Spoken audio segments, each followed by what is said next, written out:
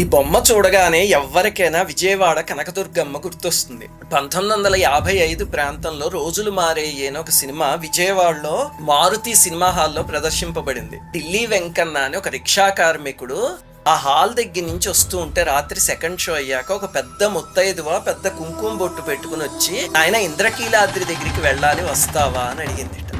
సరేనమ్మా అని ఎక్కించుకుని తీసుకువెళ్తూ ఉంటే, ఏమిటి నాయన ఇంత అర్ధరాత్రి రిక్షా నడుపుతున్నావు, భయం లేదా నీకు అంటే, దుర్గమ్మ ఉంది కదా మా అమ్మ అన్నట్ట. ఆ తర్వాత ఆ స్త్రీ ఇంద్రకీలాద్రి మెట్ల దగ్గర దిగిపోయి పైకి వెళ్ళిపోతూ ఉంటే, అమ్మ డబ్బులు అని అడిగేట.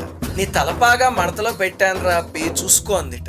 వెంటనే అతను చూసేసరికి నిజంగానే అక్కడ డబ్బులో బంగారపు గాజు ఉంటే భయంతో వెర్రి కేకలు పెడితే బ్రాహ్మణ వీధిలో ఉన్న వాళ్ళందరూ పరిగెత్తుకుంటూ వచ్చి కథంతా విన్నారట. ఇది ఆ కాలంలో ఆంధ్రకేసరి అనే పత్రికలో పడింది.